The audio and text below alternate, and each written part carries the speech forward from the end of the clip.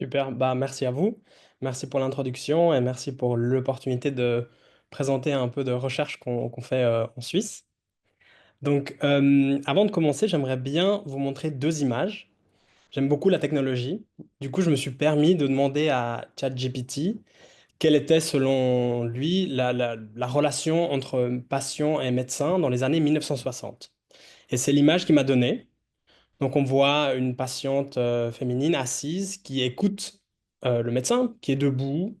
On pourrait qualifier ça peut-être d'une relation un peu paternaliste, où le patient va suivre les instructions et ensuite évoluer avec. Et ensuite, pour contraster ça, je lui ai posé la même question, mais pour maintenant. Et il m'a donné cette image-là. Donc là, maintenant, vous voyez, la patiente est plus âgée, le médecin un peu plus jeune, la patiente est debout. Il y a beaucoup, beaucoup d'options. On a l'impression que c'est la patiente qui explique au médecin et que c'est un dialogue entre les deux. Et j'aimais beaucoup ces deux images parce que ça pose plein de questions sur comment ça a évolué ces dernières années et l'importance des décisions, l'importance de la prise de décision et des compétences qui y sont liées. Donc, ces deux questions, elles posent une première question qu'on avait, c'est est-ce que les individus, les prestataires de soins et le système de santé se sont adaptés à ce changement? Et pour répondre à cette première question, donc, on a utilisé cette idée de compétence en santé qui a déjà été bien présentée par Clémence, mais pour vous donner la définition que nous, on a utilisée, donc c'est la capacité des individus à trouver, comprendre, évaluer, utiliser des informations sur la santé pour eux-mêmes et pour les autres. Et dans la littérature, ça a été montré que ça permet aux individus d'être autonomes, de réagir de manière adéquate en cas de maladie, et ça a une grande influence sur leur prise de décision. Du coup, nous, on travaille avec l'enquête SHARE. L'enquête SHARE, c'est le Survey of Health, Aging and Retirement in Europe. C'est une enquête qui est très similaire à ce qui est fait dans d'autres pays, par exemple aux États-Unis avec HRS, ou au Canada, vous avez également un équivalent. Et nous, en fait, ce qu'on fait, c'est une enquête longitudinale depuis 2004. Donc, tous les 2 ans, on va interviewer un panel représentatif de la population, des adultes âgés de 50 ans et plus, et on leur pose des questions sur leur bien-être, sur leurs activités, sur leur santé. On leur fait également des tests cognitifs. Et du coup, ça nous permet de voir comment ils évoluent dans le temps. Et ce qu'on fait également, c'est quand un des participants ou une participante décède, on va faire un entretien avec soit son ou sa partenaire, ou soit une personne proche qui sait comment ça s'est passé, pour vraiment avoir toute cette évolution jusqu'au bout. Et un grand avantage de cette enquête, c'est que chaque pays, donc ça, il y a plus de 28 pays, a le droit de faire un questionnaire papier qui est donné après l'entretien face à face. Et du coup, on peut poser les questions qui nous intéressent. Et en Suisse, du coup, nous, on s'est posé on a décidé de développer ces questions des compétences et de fin de vie dans déjà deux questionnaires et un nouveau questionnaire qu'on est en train de collecter. Donc là, je vais vous présenter 5 articles différents qui ont tous débouché de ce questionnaire sur la fin de vie qu'on a fait avant le Covid. C'était vraiment juste avant le Covid, en 2019-2020. Et donc, dans le premier article qu'on voulait faire, c'était en gros, bah, quel est le niveau de compétence en santé en Suisse des adultes de 50 ans et plus. Et comme vous pouvez le voir sur le graphique, donc il y a 69% à peu près qui avaient des compétences suffisantes, 24% problématiques et 7% est considéré inadéquate avec l'échelle européenne des compétences en santé. Et on trouvait des différences au sein des sous-groupes dans la population. Donc les femmes, les individus avec un niveau d'éducation plus élevé, ceux ayant moins de difficultés financières et ceux ayant une meilleure santé auto-évaluée avaient en général de meilleures compétences en santé. On a fait également d'autres études similaires, enfin, toujours sur les compétences en santé. On a regardé s'il y avait des différences avec les traits de personnalité des individus. Et on a trouvé que, par exemple, les personnes qui étaient plus ouvertes avaient en général de meilleures compétences en santé. Et les personnes qui avaient plus de névrose avaient de moins bonnes compétences en santé. Également, les personnes avec au moins une maladie chronique, en général, avaient de moins bonnes compétences en santé. Et finalement, donc, les personnes avec de plus basses compétences en santé avaient en général tendance à avoir de plus mauvais comportements pour la santé, par exemple boire, fumer, ne pas avoir d'activité physique, moins dormir. Et ceci était accentué avec leur réseau social. Donc les personnes les plus isolées avaient plus tendance à avoir de mauvais comportements pour la santé. Donc ça, c'était vraiment de manière générale, mais maintenant, avec le vieillissement de la population, le développement de la technologie et cette prévisibilité de la mort, qu'en est-il de ces décisions en fin de vie?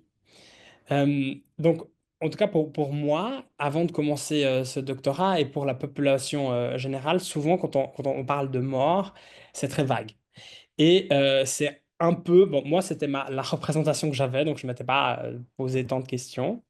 Mais finalement, quand on pense à qu'est-ce que c'est mourir en Suisse à l'heure actuelle, c'est plutôt quelque chose comme ça. Et du coup, ça montre qu'il y a beaucoup de questions, il y a beaucoup de personnes qui sont incluses dans ce processus. Et c'est ce qu'on a essayé de questionner dans le questionnaire. Donc, on a commencé par se dire, OK, on va essayer de voir quelles sont les connaissances des personnes en Suisse. Donc, on leur a demandé un certain nombre d'évaluer un certain nombre de situations médicales. Je vous en ai mis quelques exemples. Par exemple, elles devaient dire quelles sont les chances de mourir dans un établissement médico-social, de mourir à l'hôpital, en Suisse, bien sûr, de mourir à la maison, ou bien quelles sont les chances de souffrir d'une démence à l'âge de 75 ans. Et grâce à ces différentes situations, ça nous a permis de créer un score de connaissances et de regarder quelle était la distribution dans notre population. Donc, sur le graphique, vous voyez la distribution du score. Personne n'a fait tout juste à nos questions, ni même une, deux ou trois erreurs. Donc, on voyait que les connaissances sont en fait très basses en Suisse, que les hommes, les individus avec des difficultés financières avaient plus tendance à donner de fausses réponses, tandis que les personnes plus âgées et celles de la région germanophone avaient des visions plus précises. Et ça, c'est très intéressant parce qu'en Suisse, donc on a ces trois régions linguistiques, la région francophone, d'où je viens, la région germanophone et aussi italienne. Et on voit clairement que dans la région suisse alémanique, donc la partie allemande, les personnes avaient de meilleures connaissances et on peut attribuer ça au fait qu'on a tendance à écouter les nouvelles, les informations dans la langue dont on parle. Et nous, en Suisse, donc on regarde beaucoup les informations à l'extérieur. Donc pour moi, je regarde les informations françaises, mais typiquement la partie allemande regarde les informations d'Allemagne. Et en Allemagne, il y a eu pendant longtemps un débat public sur plusieurs questions liées à la fin de vie. Et on imagine que ça serait pour ça que, du coup, en Suisse, la partie suisse alémanique a de meilleures connaissances. Mais du coup, avec ça, est-ce que le manque de connaissances de ces situations médicales peuvent influencer les préférences des personnes en matière de traitement médical? Est-ce que les deux seraient liés ou pas? Donc, dans la suite, dans un deuxième article, on a pris une question que les personnes devaient évaluer.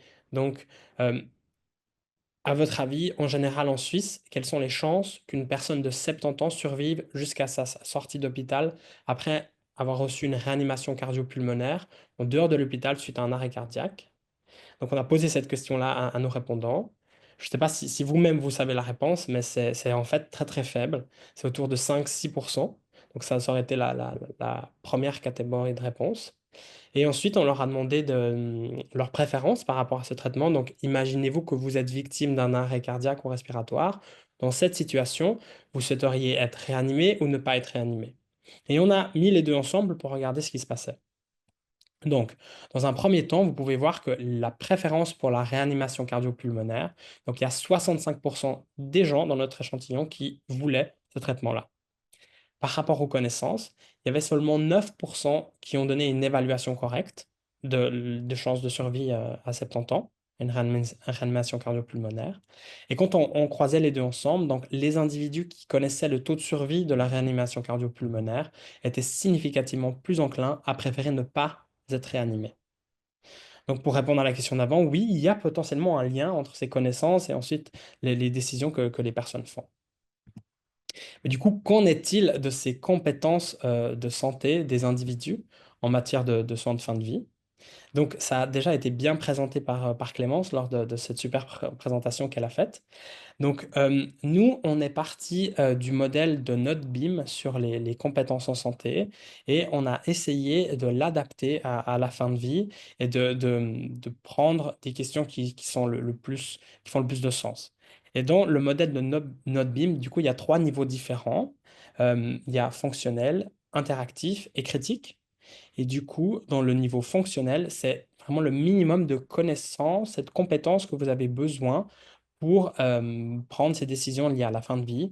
Donc, par exemple, les questions que nous, on a posées, c'était est-ce que pour vous, c'est difficile ou facile de comprendre ce que c'est qu'un pronostic, de comprendre ce que c'est que les soins palliatifs ou une réanimation cardio-pulmonaire. Donc ça, c'était le premier niveau. Ensuite, le deuxième niveau, interactif. Donc, c'est où vous allez chercher les informations, où est-ce que vous allez comment vous allez les comprendre, avec qui vous allez communiquer. Du coup, c'est est-ce que c'est difficile ou facile pour vous de trouver des informations, par exemple, sur les directives anticipées, ou bien de faire des décisions, de prendre des décisions basées sur des probabilités, ou de définir qu'est-ce qu'est pour vous-même le surtraitement.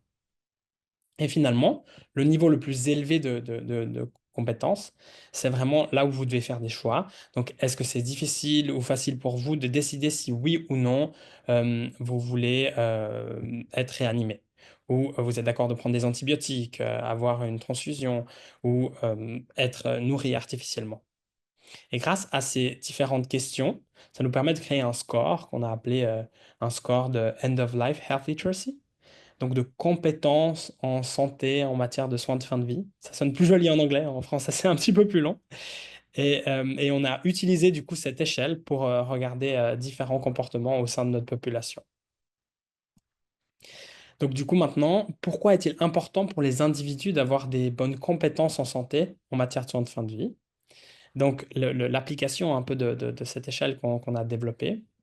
Ce qu'on retrouve dans notre population, c'est que les personnes avec des meilleurs scores de compétences en santé, en matière de soins de fin de vie, étaient plus susceptibles d'avoir de meilleures connaissances. Donc les mêmes situations que je vous ai montrées avant, en général, les personnes avaient vraiment des scores plus élevés, étaient plus susceptibles d'avoir discuté de leurs souhaits avec un proche ou avec un ami, étaient également plus susceptibles d'avoir un document écrit expliquant leurs souhaits, par exemple des directives anticipées, et étaient également plus susceptibles d'avoir désigné quelqu'un par écrit pour prendre des décisions médicales à leur place si nécessaire.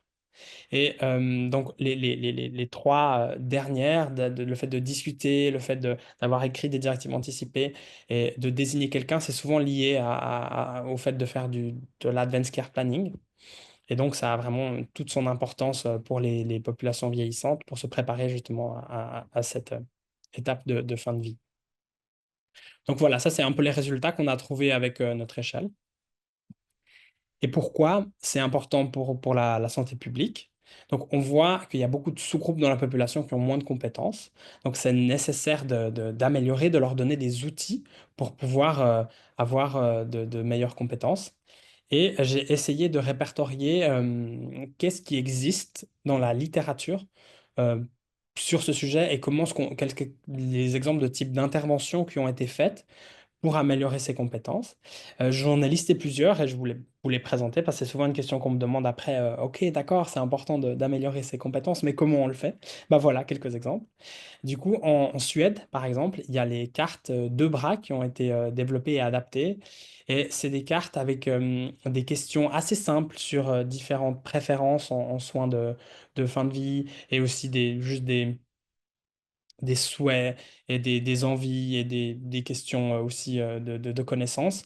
Et du coup, elles sont utilisées par exemple dans les établissements médico-sociaux ou dans les hôpitaux ou même au sein même des familles pour pouvoir ouvrir le dialogue et pouvoir un peu casser la glace afin de pouvoir développer ce questionnement-là et de comprendre qu'est-ce que l'autre veut, qu'est-ce qui est important pour l'autre ou pas. Quelque chose d'autre qui a été fait aux Pays-Bas, c'est d'inviter toutes les personnes, sauf erreur, c'était de 60 ans et plus, à une session d'information chez le médecin généraliste, par exemple. Alors ça a été montré que c'était vraiment très utile parce que beaucoup de gens se sont déplacés et beaucoup de gens ont apprécié et participé.